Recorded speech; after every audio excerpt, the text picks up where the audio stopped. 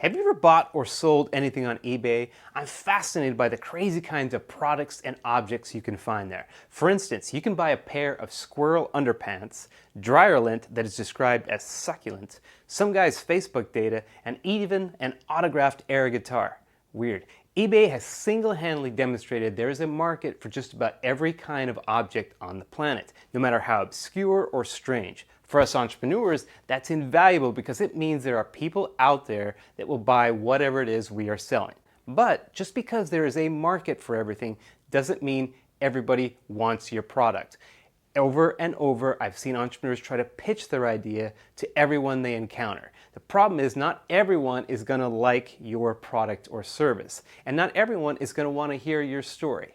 We get so caught up in our own product or service that we've been working on for the last few months or even years, we get blinded by our own entrepreneurial rose-colored glasses that we've been wearing and the enthusiasm that's been building behind it. Then we take this pent-up enthusiasm and we go out and share it with anyone we can get an audience with. This shotgun approach is an extremely inefficient way to persuade people because you have no idea whether they would want or be interested in what you have to offer. The result? We get disappointed when they don't give us the desired response from our story that we were hoping for. Hi, I'm Lynn Graff, founder of Storytelling for Entrepreneurs, where we help business owners learn how to create, tell, and share their stories so they can launch and grow their companies. And I want to encourage you not to take this approach when you're going after the target audience. And I want to tell you what to do instead. First, don't try to convince people you have a good idea if they are not intrigued. Even if you have a great story to tell, it doesn't mean that you should tell it to everyone. There are people that don't need it or simply don't have an interest in it whatsoever. You can't force people to care. I know that's a tough thing to hear because it's not about selling ice to Eskimos in the Arctic or trying to pitch space heaters in the desert when people don't need them. You're more likely wasting their time and probably annoying them simultaneously. Not good things to do.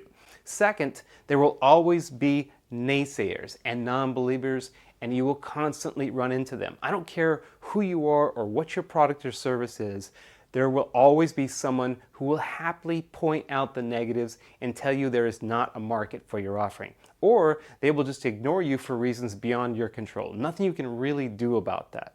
Third, it's expensive to cast a wide net. As a startup, you don't have time, you don't have money, and you don't have resources to spare. Your job then is not to worry about convincing the masses that your idea is a product they want or need.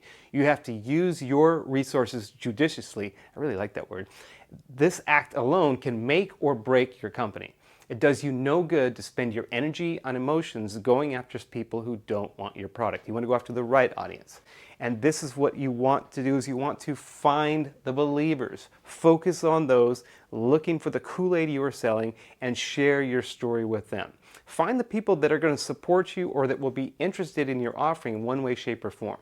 They are the ones that your story is going to resonate with the most. If you're selling iced tea, find people that are thirsty. If you have a pool service, focus on people that own a pool or are seeking information on pools.